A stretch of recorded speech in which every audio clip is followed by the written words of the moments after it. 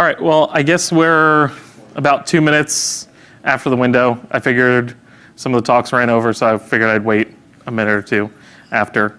But yeah, talking about attack surface reduction, in case you couldn't read. Yeah, so gonna just do some basics and define the attack surface. Just talk about some parts of Zen's attack surface that just from a high level identified. 30-minute window doesn't really give you time to really dive down into specifics, so I'm trying to keep it more high level. Just then try to give some, attack surface is really kind of a hard thing to gauge. So there's some metrics, and I was talking with Steve that we use very similar metrics from his talk on QEMU KVM. Define some attack surface reduction, what we've accomplished to date with Zen releases, and then last ways, how can we improve? So yeah, so attack surface defined in the context of Zen is really any privileged code with an interface, intentional or not, that's accessible by domains or out of band.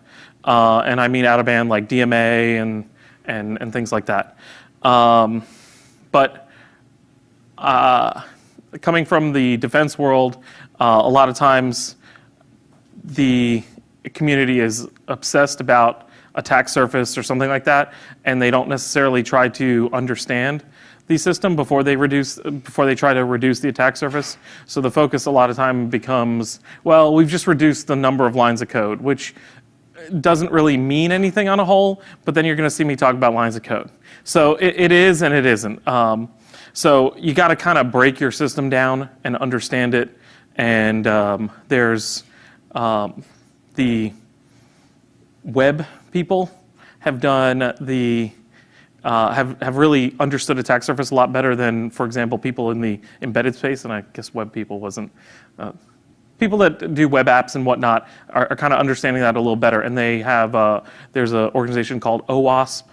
And they do kind of an attack surface cheat sheet. And kind of the goals that people try to break it down is into like can I break it down into functionally or by design or role-based to kind of take the system apart? Because you can't look at something like Zen and say, this is the attack surface, which is what I'm going to do since time constraints. But yes, so like I said, there's hard to put some metrics on what is attack surface, but people incorrectly use lines of code. But you can also use lines of code correctly because you kind of look at like I said, you break it down into a functional component and, for example, the instruction emulator. And you can say the instruction emulator is one piece, and you can say it's got this many lines of code, it's had this many CVEs over a window, and then what is its relative complexity to other components in the system. And that's kind of how you can give yourself a metric. If you've ever done Scrum, it's kind of like Scrum points, they're relative to each other. So yeah, so then going into the metrics of Zen. So yeah, like I said, I'm staying very high level, which we'd really want to get more specific if we were really breaking it down. But I kind of chose 2 parts of Zen, the hypervisor and the tool stack. So as you can see, I won't read out the numbers, but the hypervisor's growing and the tool stack's growing, but not at a large enough pace. So it's a large piece, it's a large code base, and it's ever growing.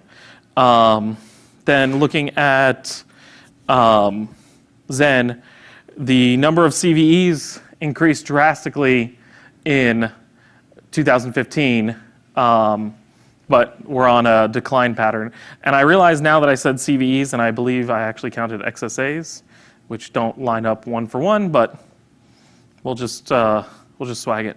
And then I primarily am focused on x86. Other people in my office are focused on ARM, but since I'm focused on x86, I'm just going to make the general assumption that anything relying on the Intel Instruction Architecture Manual is a complex piece of software because we still don't have a full spec of x86. So yeah, so what are some of the attack surfaces of Zen? From a high level, all your hypercalls are are an attack surface. That's right there. That's your interface for a guest to ask the hypervisor to do something or ask somebody else to do something. But the attack surface there that could be worked on is a lot of the hypercalls are unused if you're running in PV, a lot of the HVM ones. A lot of the PV calls are unused when you're running in HVM. So that's something that we could work on reducing. I've already mentioned the instruction emulator is large and full of scary things. It does emulate in place, which something we've discussed as being improved upon. SMM, obviously, it can stop you. It can do whatever it wants and then start you back up. So SMM is, and really any of the management engines out there, any of the management engine pieces can do evil things to you. If you're running Zen as a nested hypervisor, I know a bunch of people have been, you really have that implicit trust of the hypervisor above you. And call-outs there. There's things that could happen. DMA, what about evil misconfigured devices? Is that good? I don't know. And then I told Conrad I'd pick on him, and I said live patch. Well, you're asking the hypervisor, hey, run this code and ring -1, please. And it says, no problem. And so the migration and introspection gives a way to peek into other guests, and you break out, you can do other things. I figured I'd roughly touch on some DOM0 items. So we've got QEMU, which a bulk of our CVEs over the years or over the last year has been QEMU related. Right now, Zen is stuck on the legacy device model, and all of its devices and all of its legacy bits.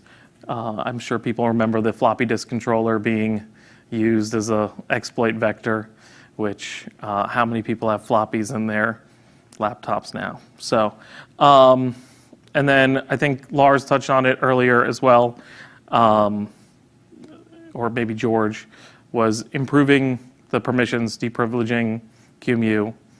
That's obviously something that reduces the surfaceability.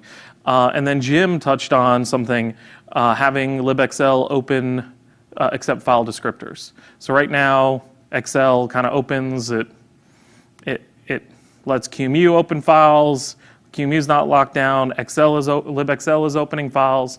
A lot of the management stacks like libvirt and whatnot will instead pass in file descriptors to the underlying tools, and those tools have been locked down further. So Zen does not do that right now. And obviously QEMU has the ability through any of the many vectors and legacy devices to affect memory inside the guest, which has been used to poke around as. So with Zen, we've also got a number of legacy APIs that are unused or untested that can lead to problems. The one that I've been poking on the mailing list, for example, is if you use proc Zen bus on a modern kernel in a DOM-U, you're going to deadlock. And it's just unused. Missing or crash daemons. So if you have XenStore go away, let's say, what happens? Not a good thing. And obviously, I guess I included migration on 2 slides. So what is attack surface reduction? I guess I kind of aimed the slides a little more high level because everybody was a little more understanding. I usually target this towards a different crowd. So the mitigation of security risks through the reduction of code exposed to users. And this is one where I was just telling Steve when he gave his QEMU KVM talk that I was glad that we both had, some of the similar wording in the end. Reduce the feature set, which is reduce the lines of code, but intelligently reduce the lines of code. Like I said, a lot of times people will just take lines of code as a raw metric, and it's really not. But at the end of the day, if you don't need the feature, don't build it in, because if it's possible, avoid that. And then reduce permissions. So then where are we today with Zen 4.7? So we've got kconfig. Right now you're able to, and again, I'm giving rules and then I'm immediately next slide breaking them, because here I'm saying, well, 14,000 lines of code, but I'm not really giving some kind of metric. But if you remember from the earlier slides, Zen, the hypervisor, is about 275,000 lines of code. Well, right now, with the 4.7 release, you're able to turn off 14,000 lines of code. At least one of the CVEs that I found would have been closed had you turned all those switches off. Shadow paging stuff. Okay, so that'll be the last one with the shadow paging then. A quick read leads to that, because the source code was literally would have been if-deffed out. But another big one that we don't take advantage of, we're still using all the discretionary access controls, and we've got XSM, Flask. We really should use it as a community for security aspects, because you're able to reduce your permissions with better policies so that you're not exposing everything under the sun. As far as DMA attacks, find a lot of times that machines that people are using Zen on are booting them up and not using the IOMMU. And just through poorly configured BIOS, very often I see machines where it's like they either didn't turn it on, or the BIOS is like moody where you got to toggle it on and off to get the IOMMU. So if we had a more direct mode towards, or you can use IOMMU force on the command line and make sure you've got that. Andrew marked all the pages read-only, which was a benefit. Read-only wasn't the interesting one. It was making most of it NX. Okay, no execute. Yes, that's true. So then we've got stub DOMs, and we've got other stub DOMs. I've mentioned XenStore, but that means using CXenStore right now, which I know a lot of people will shake their heads at. And then there's a lot of disaggregation that can be done, and OpenXT is doing that, and the downstream derivatives of OpenXT are doing that. So that's stuff that can be done. I guess I had the same slide twice. So I guess the last bullet was, unfortunately, most of all the security stuff is disabled by default.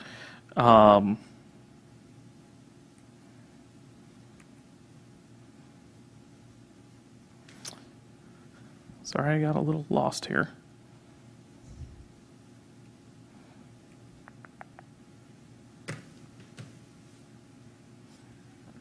So, I must have made some edit or hit a key or something, so apologies. I had a better transition and not a double slide. Hopefully online it's better that way. I'll fix it. So some things that we can do going forward is what this is.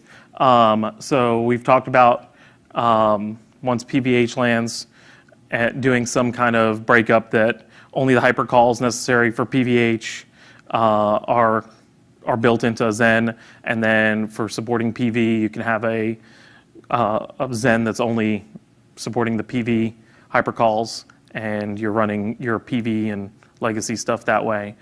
So that would reduce the hypercalls that are visible. So that's something we can have kconfig targets for. The instruction emulator I kind of mentioned earlier. It's big. It emulates in place. It touches things. There's been talks, I know, on the QEMU, KVM side and whatnot to kind of deprivilege that, move that, out of where it's at, or potentially chop it up so that it happens in multiple phases and deprivilege part of that phase, so that it is not all running in a privileged phase. So another thing we can do is remove some of the automatic software fallbacks. So we've k-configured out, for example, shadow paging, which is going to require that you have EPT or MPT. But there's further bits that can be done for that. So, for example, IOMMU, you could do something where you just have to have the IOMMU. So when people are adding new features, I'm glad to see that people are adding them k-configured, so that we can kind of graduate them in. So for example, live patch, to pick on Conrad again, in 4.7 was a tech preview, and then hopefully with 4.8, it's going to be something that'll default on. But some of the questions that I think people have had and the concerns about k-config are how are we going to test it, how are we going to graduate things. I'm planning on putting a session to talk about that, what that means for k-config expert and preview and all those flags there. So one area that I've been also interested in looking at is adding so SMM mode is effectively ring -2, runs below a hypervisor, can stop you, traps out, kind of what the hypervisor does to the Linux operating system. But Intel now has extensions that has a blob that could be used that's like that they call an STM, which is an SMM transfer mode. Requires your BIOS to cooperate, but if you're in an environment where you are working with a BIOS vendor on something, it could be something interesting to add for having a more secure device, so that you can really prevent some of that from happening. And I plan on doing some more work on that and posting some stuff to the mailing list. Yeah, go ahead. Expand a bit. Yeah. When you mean, Sorry. I mean, usually SMMs are used for workarounds in the hardware. Correct. So for STM, what is it actually? Is it still running the workarounds, or does it just take over? Yeah. So your STM is the one that's actually going to receive the SMI, and so it's going to trap to that, and then it's up to the STM to actually give it to the SMM. So there has to be there's a cooperation, because SMM mode starts up first, and you kind of got to tell it, hey, I'm going to load this STM. Let's be cool. I promise to send you everything, and let you do what you need to do. But then you don't actually have to send it everything, because there's some stuff that you're just like, yeah, at this point, I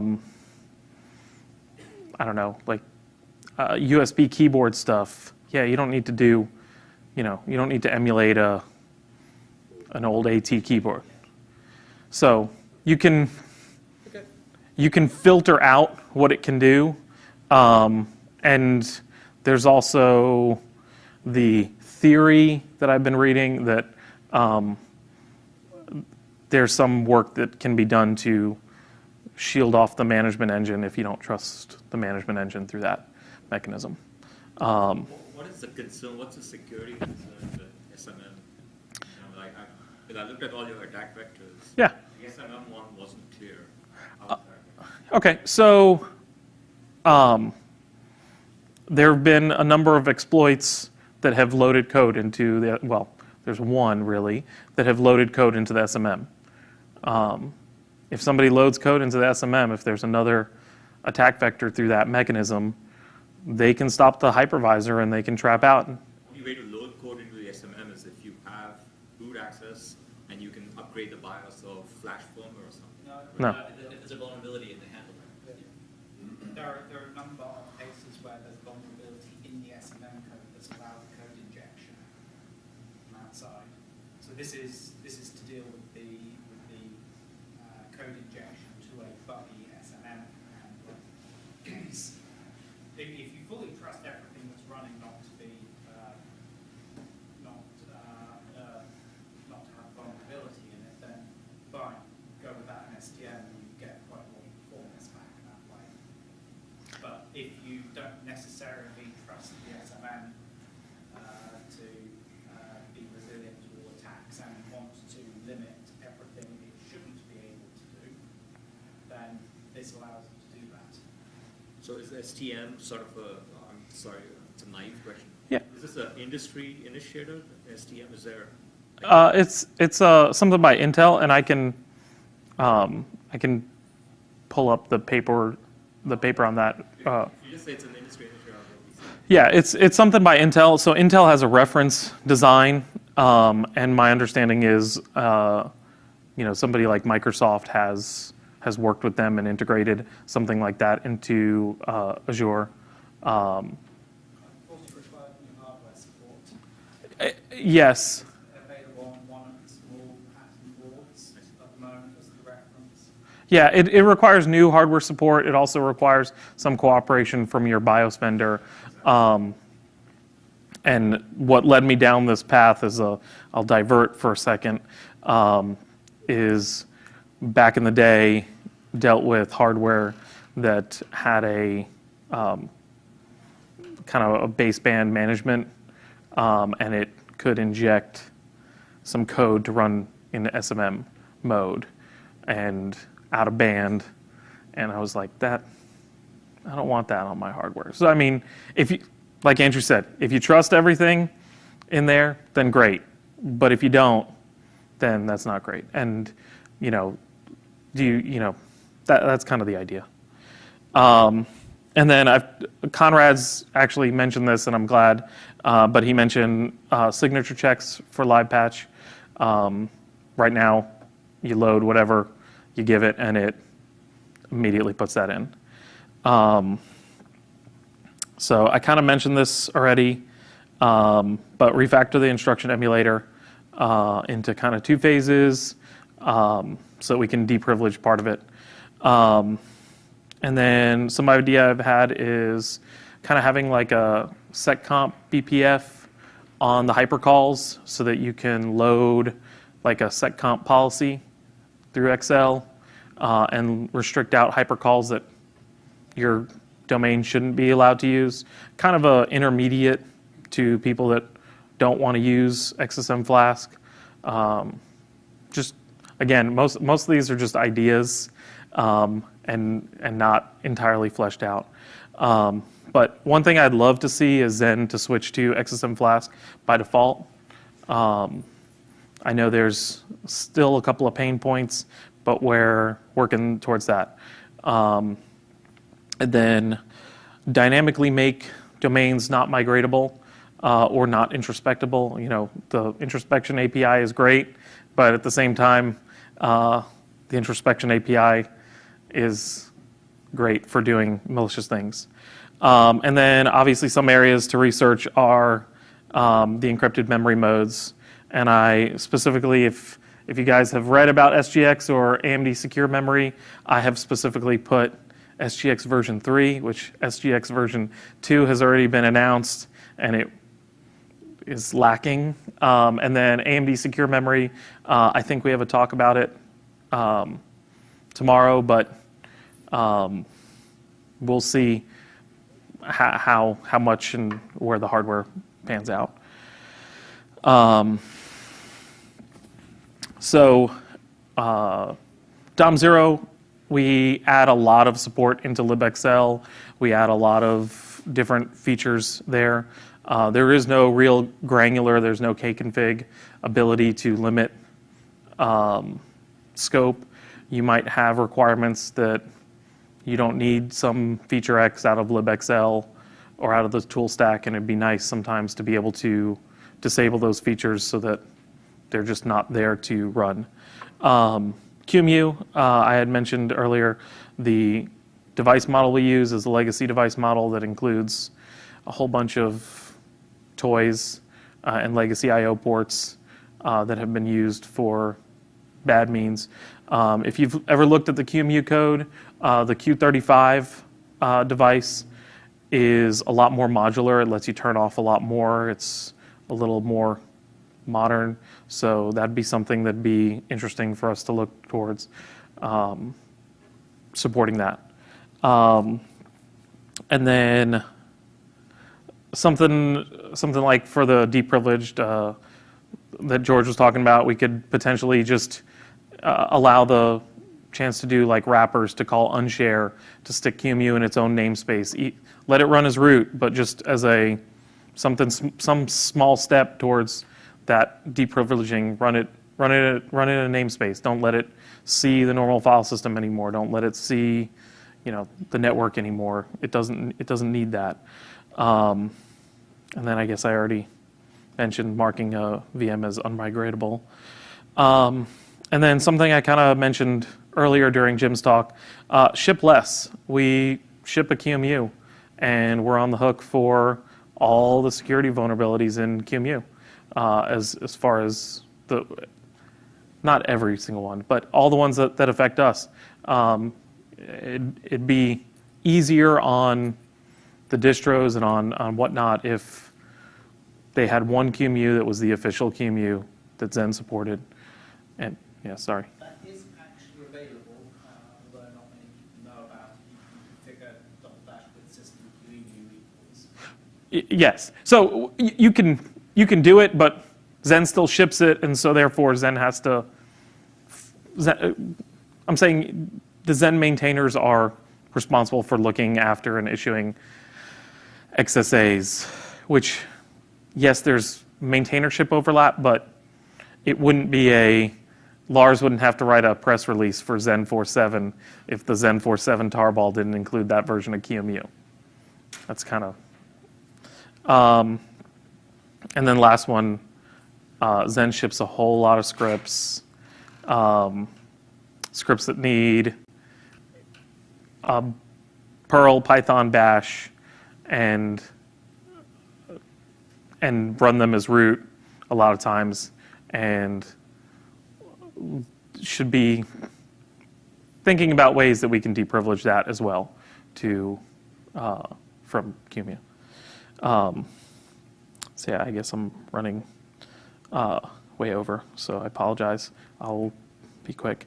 So I think the OpenXT guys and some other guys mentioned it, is one of the security and compartmentalization of Zen is one of the leading advantages of Zen over KVM. It really shines, but we have to focus on not making security in Zen hard. Make it default, because right now we have a lot of the security bits are off by default.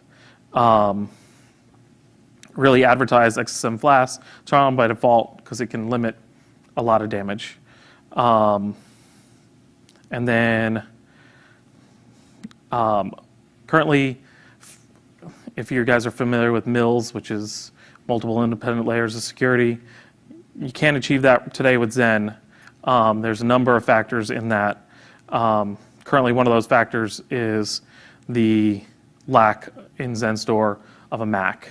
And so that's one thing that I've actually been working on these past few weeks, is to add a Mac to the Zen Store. And I looked at the CZen Store code, which I regret doing. I looked at the OCaml stuff, and unfortunately I'm not an OCaml guy. I've looked at Galois made a Mac implementation, but it's kind of bit rotted a little bit, and I'm not a Haskell guy. I do know Rust, which is similarly functional and aims to close a bunch of the normal buffer overflow vulnerabilities. So I've gone down the road of writing my own Zen store, which with a coworker of mine, which has not proved to be difficult. It's just the protocol and the spec and the two implementations often disagree with each other. So that's been an interesting thing. But we basically got we use Rust. We got really strict with types. We get the memory safety for free with Rust. We got a Flask-based security server and an access vector cache in there. And using the SE Linux, the policy tools to build a policy in there. Right now, it runs inside of DOM0 only, but future goals include making a Zen backend to run directly on like PVH mode, and we are releasing that any day now. It's GPL2. Just need everybody to, I need to like 45 signatures, so that's been the problem. So anyway. So one of your mitigating suggestions, which is very sensible, also counterintuitive, is the kconfig of configuring less. Yeah. When you configure less, first of all, with all these config knobs, there's a lot of dependencies between these configs. When you configure less, is there a chance that you're actually opening up an attack vector by opening up a dependency which was never exercised before? Yeah, and so that'll. I think I posted one of the post-it notes for tomorrow as a going forward. There's the current set of knobs that how they've been before everything got kconfigured, and that's the security supported. But kind of we need to test more, potentially test more, and how are those features? How's that tested? I don't know the answer, but it'll require some improved testing, and yeah, I don't have a good answer. Sorry. Any other questions? All right. Well, that's it.